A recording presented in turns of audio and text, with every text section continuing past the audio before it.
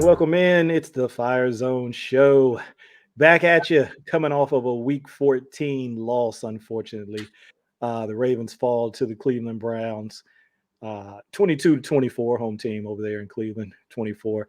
Another exciting game, though. We've had so many of those, been able to say that a bunch of times this week.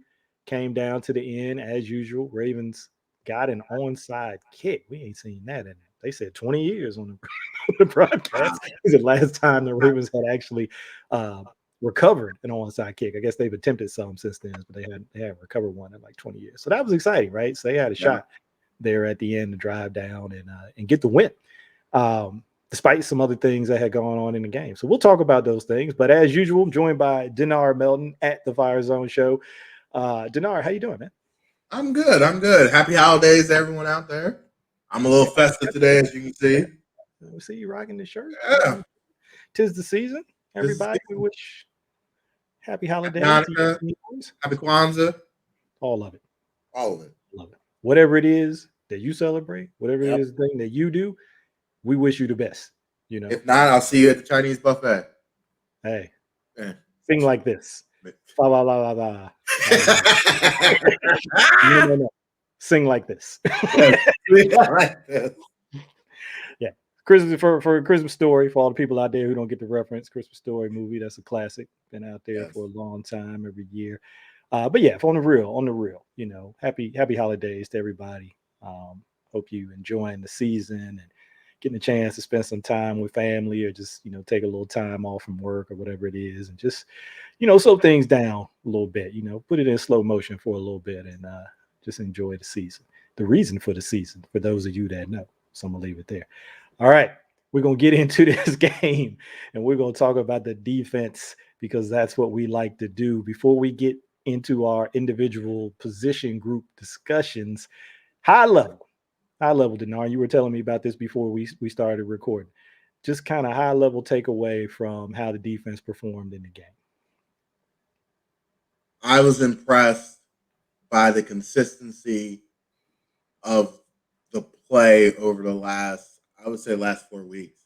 Probably the most consistent I've seen the defense play. Probably since, I would say, 16, 17.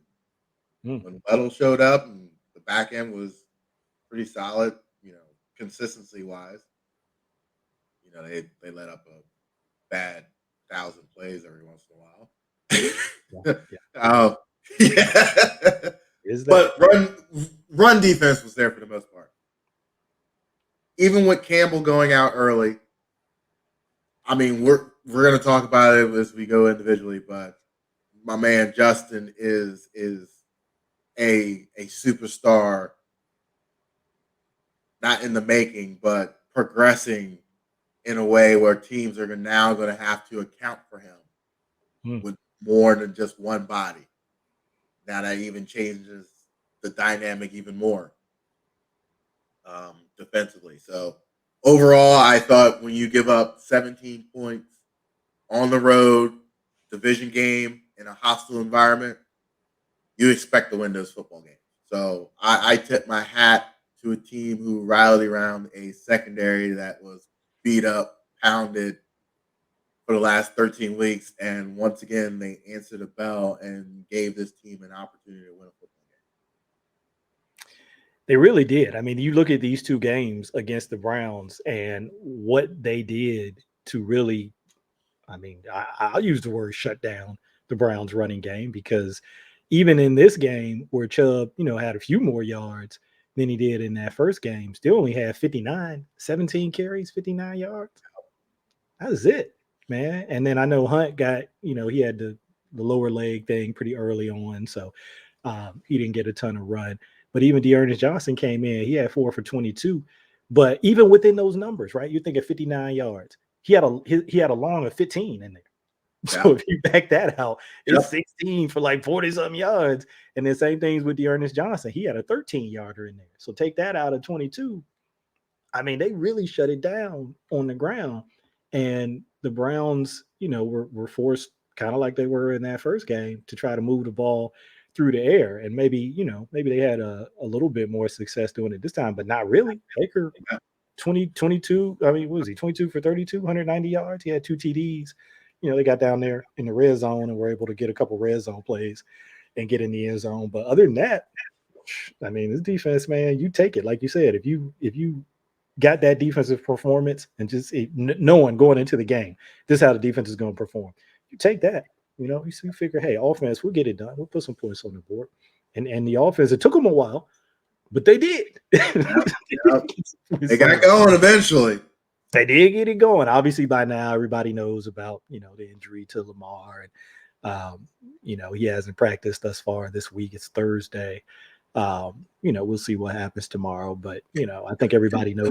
Can we talk a little bit about that young man for a second? Oh, sure. You can talk about whatever you want. I would like to chat for a second about Mr. Lamar.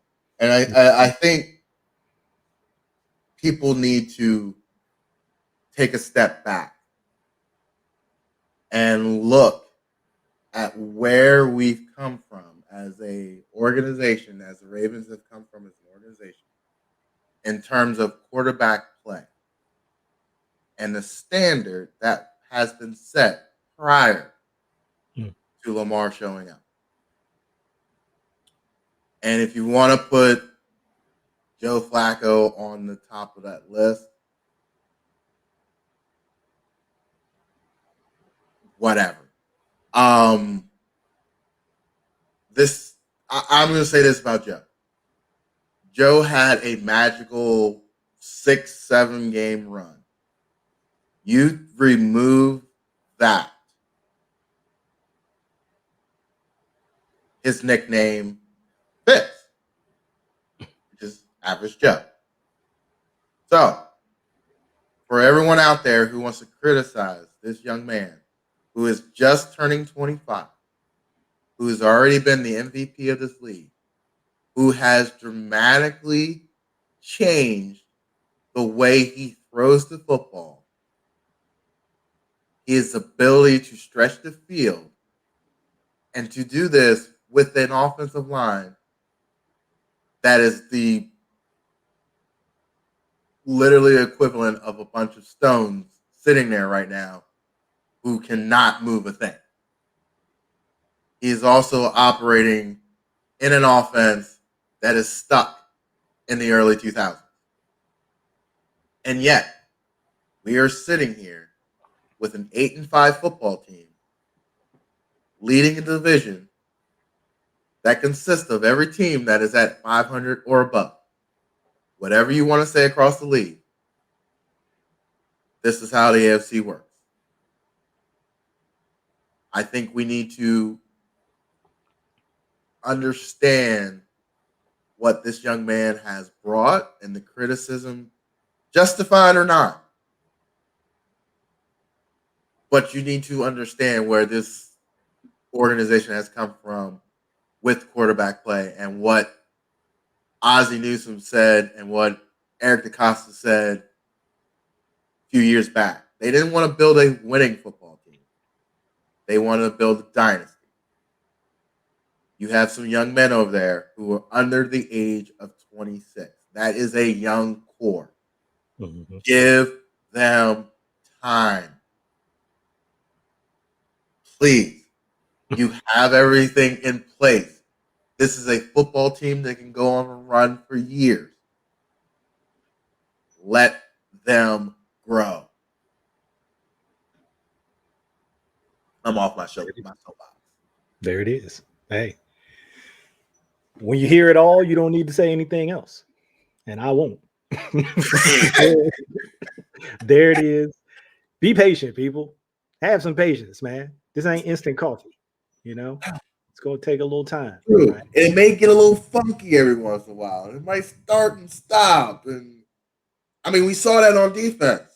If you told me from week 1 until week 14 now, defensively, that we have seen a dramatic shift in how the young linebackers play, and the young defensive line play after what we saw the first month of the season, patience.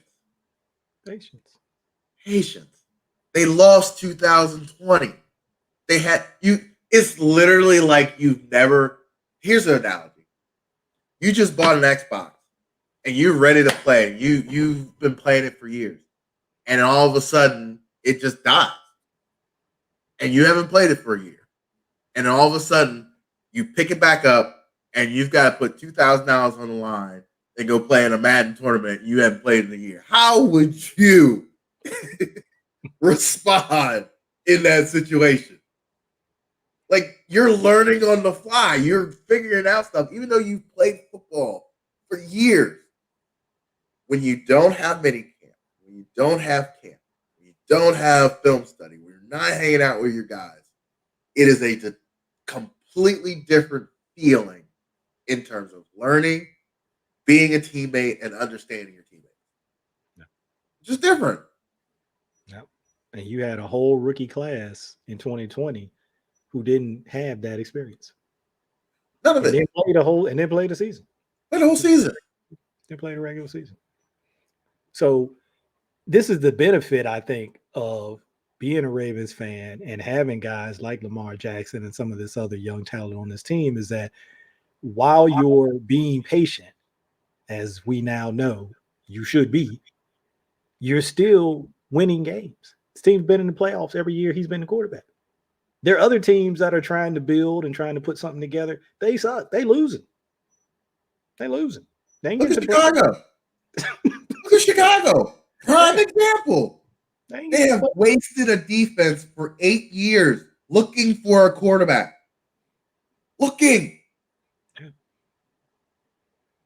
And we have one. And people are like, nah, I want Hundley. No, trade for Joe Flacco. Like, relax. Can't please them. Enjoy what you see. Enjoy your present. Stop worrying about the past. Enjoy your present. Because if it goes away, trust me, you're not going to like where you are. No. I don't think you're going to like where this team, at least on offense, would be if he were not to be a Raven. And it's hard for me to envision a scenario where that's possible. But just, say we in some kind of weird alternate universe and he's not, then you're gonna probably really regret some of the stuff you were thinking and feeling about.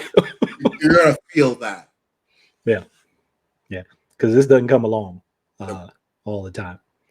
So yeah, hey, like I said, you hit it all. But you mentioned that defense, this young defense, and the turnaround, and the improvement that they've showed from earlier in the season to where they are now. So let's go through it. Let's talk about them. Let's start up front with the defensive line. You mentioned them, not having Calais Campbell in this game. I mean, he went out in the game, but that defensive line, man, almost like very similarly in the first Browns game, came to play and did the things that they needed to do up front to really shut down that run game.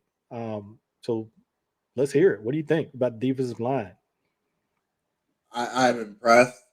I think Washington is another one who may not be a superstar, but man, he makes a difference.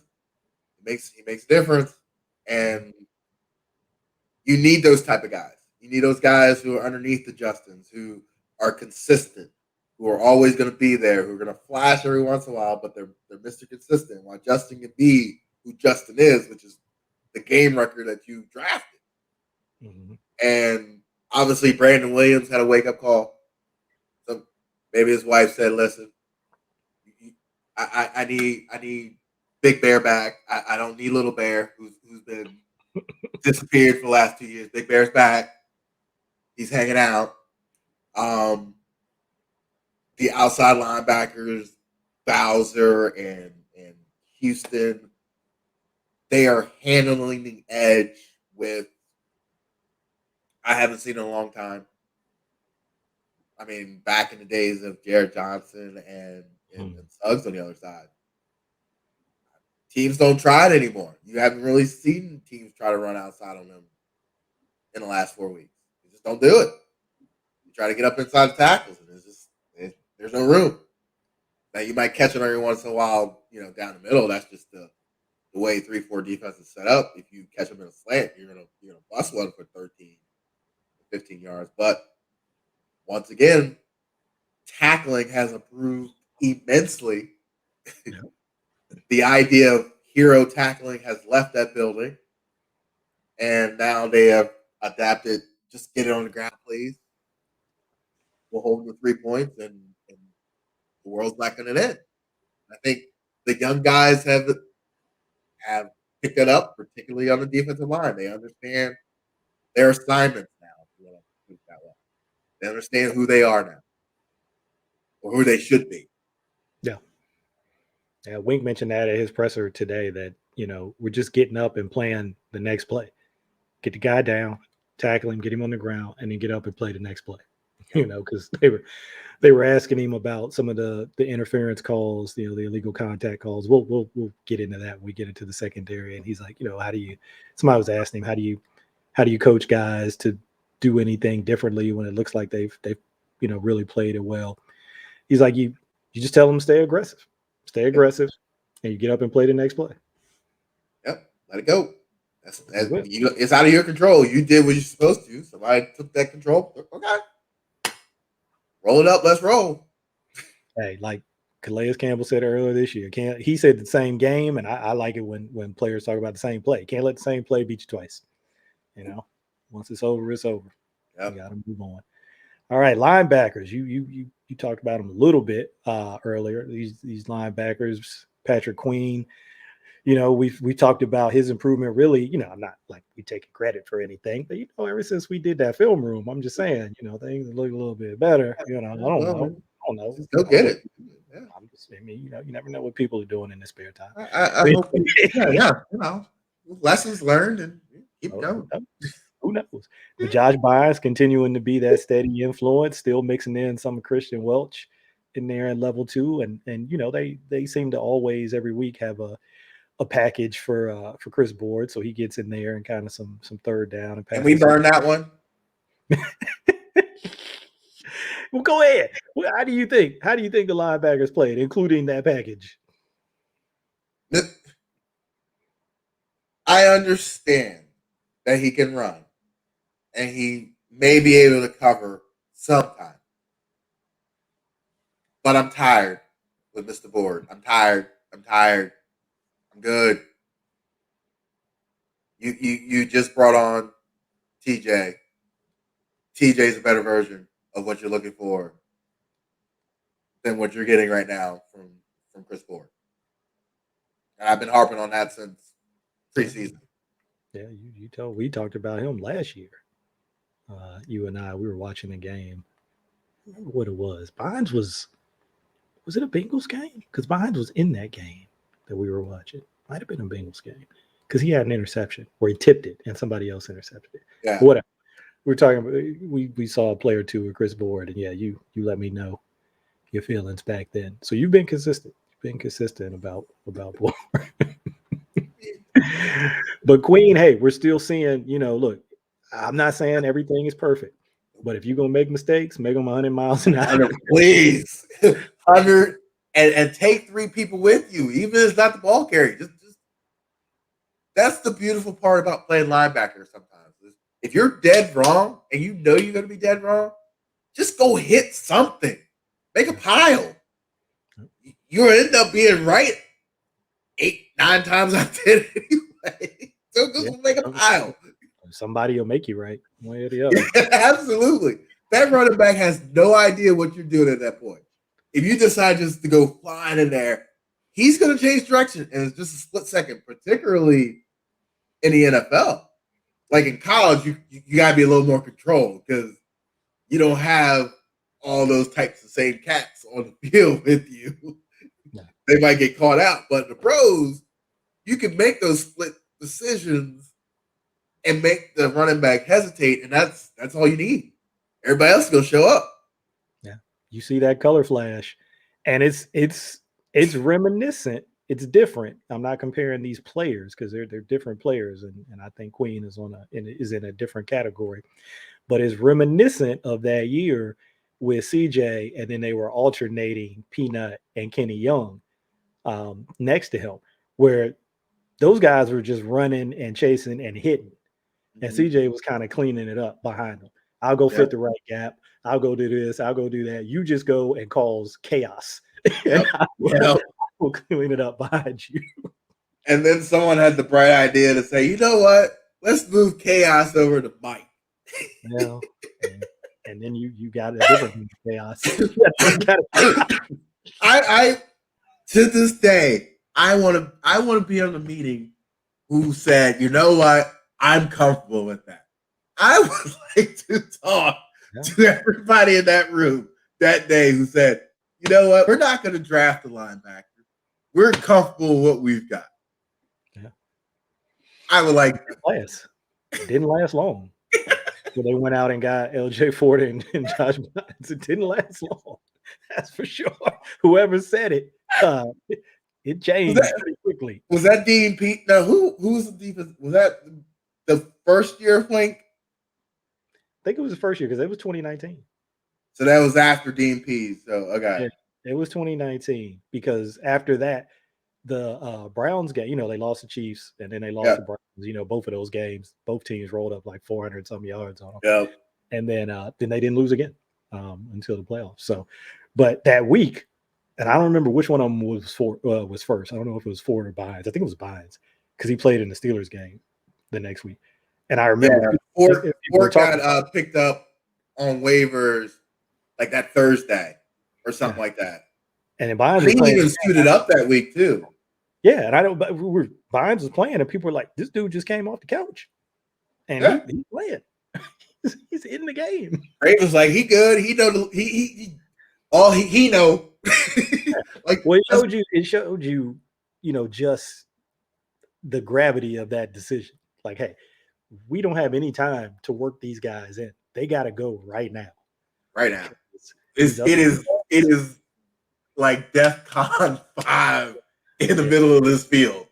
Like anything than what we had in the last 4 games would be better. Literally anything. Because it was like that movie, The Perfect Storm, right? Where you had like 3 different storms coming together all the time. So you got Peanut and Kenny Young doing what they were doing, and you got Earl back there doing whatever they to do. Earl made it worse. Perfect storm.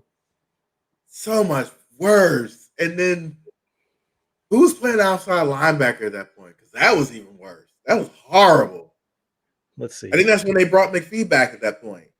Oh, because you know who else got cut in that season? Tim Williams. After they cut him because they were like, this dude. Somebody's doing whatever he wants to do. He's doing whatever he wants to do. So he got to go.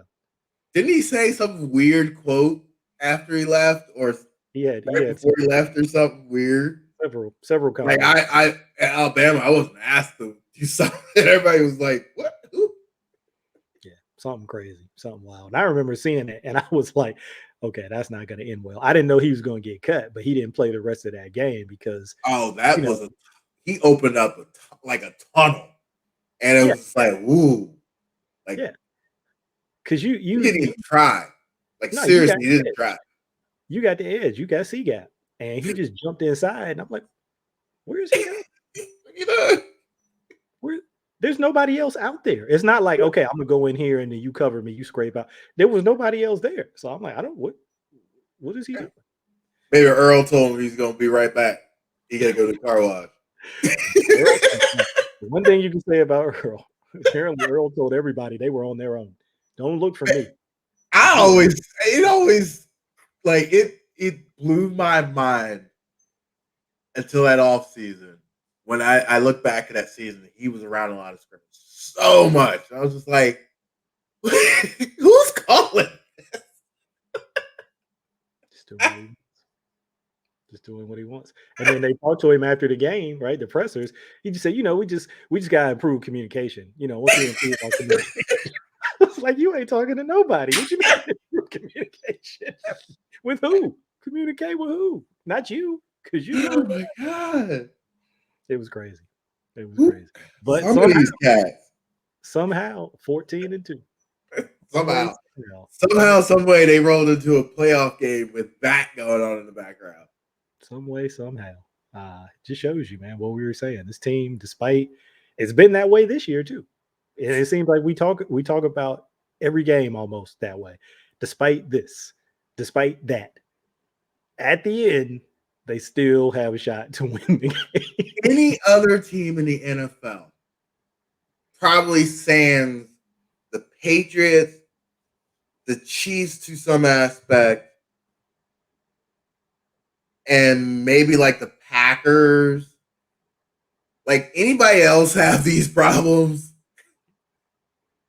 Like it's 4-8 and it's ugly. Like people get fired like next week. Like guys not showing up. Like we probably hear about some DUIs at this point. Like it's be bad. Real bad. But yet somehow we're sitting here 8-5 on top of the division. And everybody want to complain. They want to complain. They want to complain. And everything is still right there. And it's easy to get caught up in, okay, now this guy's hurt, or now this guy's on the COVID list, or this. You can get caught up in all of that. But how many times do you have to see that, you know what, despite all of that stuff, they're going to be in these games, right, and they're going to have an opportunity to win these games. So I'm not saying that stuff doesn't matter or ignore it. I mean, obviously it matters, but they don't let it stop them. No. They play. And once again, they go out and play a good football game and they win. They're 9-5. Yeah. They go out and lose a football game. They're tied for first place. Yeah. Once again, still in front of you. Still got opportunities to win football games. Yeah. Yeah. So, I mean, that's how I take it. I think that's how you take it. That's how we've taken it all season long on this show. Secondary. Let's not give them short shrift, because even though, you know, they had some calls go against them early on, they also made some plays. Yes. Double A got him a pick. As you said, our guy. Now it's our guy. Okay. Our guy, Stevens, you know, had a shot at one 2 times.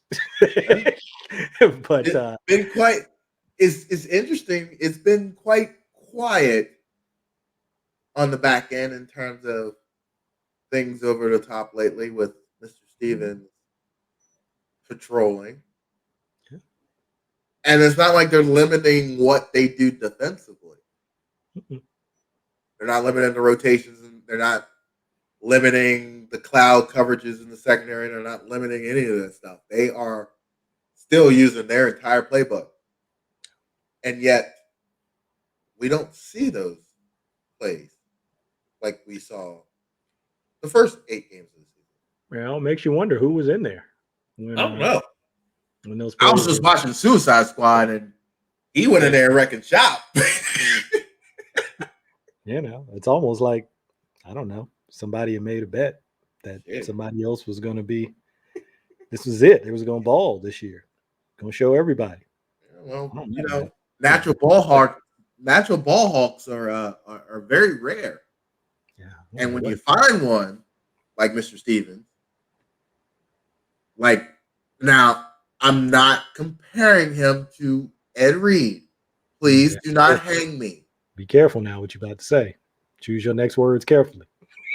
But when you find a ball hawk who can go get the football, understands how quarterbacks think, where they're going with the football, and can think 2 steps ahead of that quarterback who's thinking 1 step of everybody else,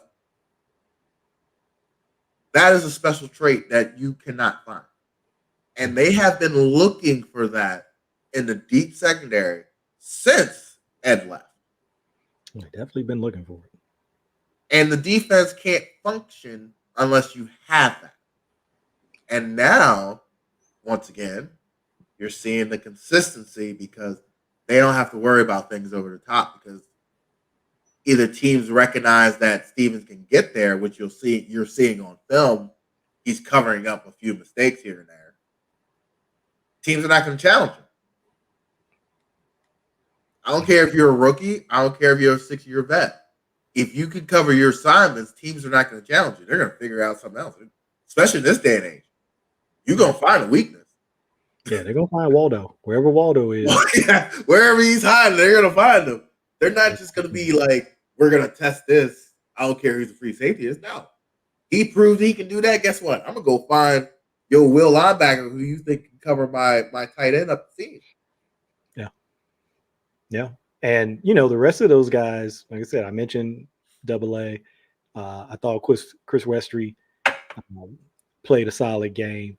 You know, those contact penalties, to me, those are aggressive. Those are aggressive penalties. Yeah. So I'd rather see that than him giving up that play and looking around looking for a flag. Like, make that official, make a call. Yeah, because I don't even think the Landry one was a penalty. No, Landry is a veteran. He knew what he was doing. Yeah, Landry grabbed that move like they was on the dance floor. No, that's that Larry Fitzgerald type stuff. That sneaky. Don't let Larry think he the Larry Big. No, Larry did some stuff too. They know them moves.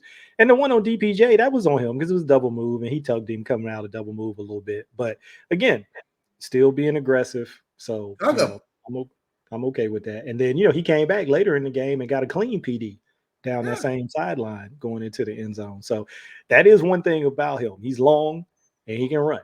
And it's hard to get the ball in around guys who are long like that. Yes. And he can cover up for his lack of coming out of his break because he's so long. Yeah. And I think that's what kind of crucified him in Dallas, because Dallas plays a lot of zone. And if you're not quick out of reacting or understanding what's going on, you're always going to be a day late and a dollar short. Yeah. So him being able to play a little more man, he can recover with his length. So therefore, you can be slow with your break, which is why Humphrey sometimes struggled, because Humphrey's not as long as Westry. Yeah. But we won't get into that. Right. We won't get in there. We wish him a speedy recovery. You know, hopefully come to full strength next year. It's interesting too. I was listening to Chris Westry. He was on the Ravens team, one of their team podcasts, the Lounge podcast, and he talked about Jimmy Smith and how, you know, on the team, Jimmy Smith is like the closest to him in terms of body type. Now he's even like 2 inches taller than Jimmy, but just in terms of body type, he's like the closest dude to me on the team. And he said, I listen to everything that he says. He's like, I listen. And you can see, you know, a similar kind of play style in that, you know, they're long, they want to get their hands on guys, they want to press, you know, use it. Yeah. Yeah. But please find the football. I wish he'd go listen. I'm kidding. Jimmy has been a soldier for this defense for years. And yes, he's been hurt, but when he was right, it was hard to beat that man. Yeah, I think Ozzy said it once. I think Ozzy was like, look, he's like a high performance sports car. Yes. Yes. There, when everything is working, it is amazing. It's beautiful, right? There's nothing else like it. But he was like, they need a lot of maintenance. And when something goes wrong, the whole thing's gonna break. You can't pull them out. You can't put them out on the track when they're not right. It's just not the same. So it could be a lug nut. 6 weeks. Kind of been the thing. The parts are expensive. Parts are very expensive. It comes from Germany. It takes a while. You gotta come over to freight. Yeah, the parts are, we can't go around the corner and get these, you know, Pet Boys or something. These. Oh my god! You got to go overseas and get these things. Speaking of the secondary, I think we'd be remiss if we didn't touch on this. This is more about going into the next game against the Packers, which it was a challenge in and of itself. You know, Devontae Adams, Aaron Rodgers, obviously, but we learned today that Chuck Clark was placed on the COVID-19 list. Now, he can still play. There's still a chance he can play in this game. He can have the negative tests. You know, we also learned about, you know, part of the protocol this year about if you're vaccinated, and They don't go have back any viral. additional Yeah. symptoms, and you test negative, then you can get back before the game. So there's still an opportunity. So I don't want to talk about this as if it's 100% certain that he's out. Yeah.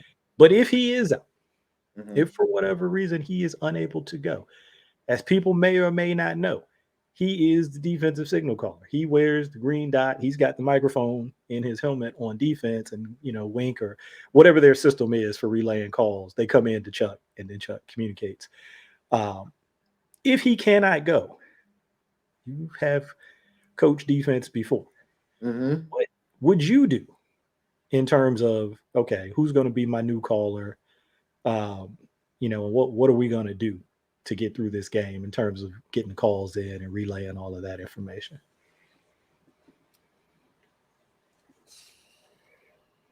It's tough. See, the issue comes now. No one really stays on the field in all the packages except now it would be Brandon Stevens. Yeah. I'm not putting a dot on the back of his head, particularly against Aaron Rodgers. No, I'm not doing it. So here's where the fun game starts. So you have to figure out, you have to sacrifice something. So in essence, you have to decide, am I going to split the duties? And that's most likely going to be Bynes and probably maybe Bowser. Okay. Because he's pretty much on the field most of the time. He's out there a lot. But after that, you're kind of struggling to find someone. So you either do that or you go old school. You do hand signals. Yeah. And as a defensive coordinator, I don't know about analysis as microphones, but I know we would go over signals every day. So I'm assuming they even have a backup signals when the earpieces go out. So he may rely on that a little bit more this week, which will probably help with communication because then everybody has to look to the sideline. Which, to your point, may actually fix people not getting a call. We won't name names. We won't name names.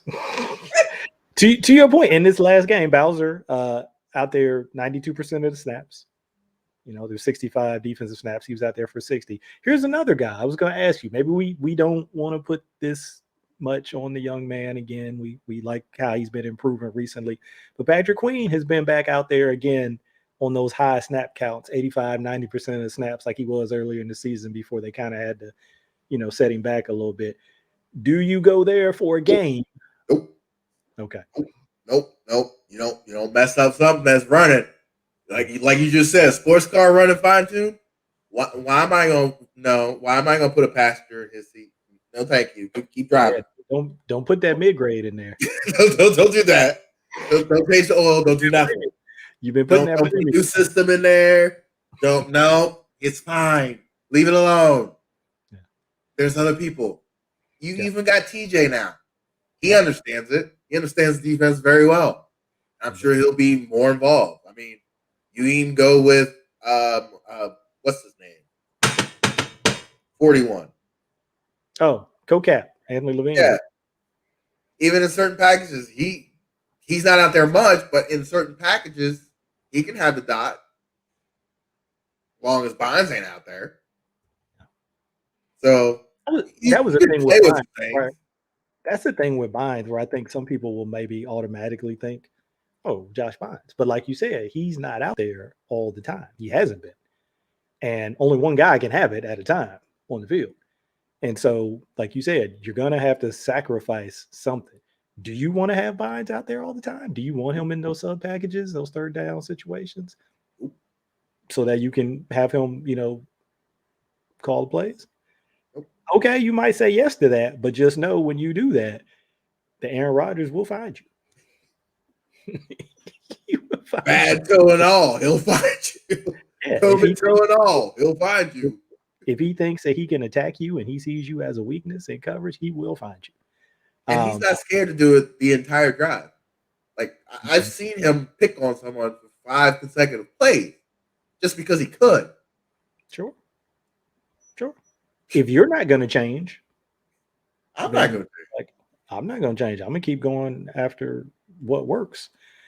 And Jefferson, the one thing I wonder about Jefferson, obviously he knows the defense, but he's not played. I don't know the last time that he's played like a full game of defensive snaps. As well. It's been a long time. Yep. Been a long time. Because even with San Francisco this year, I was looking back at the games that he played in 2 games that he played in. It was, I think he had 2 defensive snaps, not 2 in each game, 2 in both games. And then he had some special team snaps. He played like 10 and 11. So I think even they were kind of easing him, in because it's been like 2 years. I mean, San Francisco had a really young secondary. So they just probably took the approach like, let these young cats play. And they didn't want to disrespect TJ that way. So TJ was like, just let me roll. I'll go figure this out. He's probably like, I'll just go home. In Baltimore. I mean, you saw that in Harbaugh's press conference when he announced it. That man was happy as hell to see that man back in the building. Wing both. Like, where you been? Both were like his long lost brother. Like, hey! But it had been since week 5 of 2019 before this season. It's it's funny. I remember the beginning of that season. We all were like, he's got to do something different. This is the year. He had and I think everybody around the team knew that. And a lot of people didn't talk about it because everybody knew. Mm-hmm. And, it was tragic when he went down. Mm-hmm. But now you got an opportunity to be that guy. Be not the savior, but the stability that is required now moving into the playoffs. That I feel like he can bring because he's that super energy guy. He's that guy who's you just don't know where he gets it every day. And you're just like, what do you do? Like he just shows up and he just gives you something. He gives you extra 5%. You're just like, yeah, I'm gonna go out there because he popping off today. So I'm gonna go pop off. Yeah. It was like Mark Ingram on offense. Yeah. He was the energy guy. It's funny. It's been missing since Mark Ingram left. And surprisingly, TJ is that same type of individual. Yeah. Interesting. Yeah. You need those guys, man. You need those guys. Even when maybe they aren't who they used to be on the field. Mm-hmm. There's still something to be said for that energy. Obviously, the experience. You talked about that. But something about that energy. It's just there. Like you could always tell with Mark Ingram, even when he wasn't playing as much, when JK kind of took over. Yeah. And he wasn't playing as much. Same energy. He had the same energy as the starter. And getting guys hype, celebrating with guys, encouraging guys. Just, you need that. I think that goes a long way. Because I think they've got some guys on this team who will kind of drop their heads a little bit when they have a bad play or things. Yeah. They got a couple because they're young. They're young. Yeah. Even in that secondary, like Chuck is grandpa wise, but you need someone who's a little bit of a shit starter, and TJ is a little bit of is that? Yeah, we'll do it.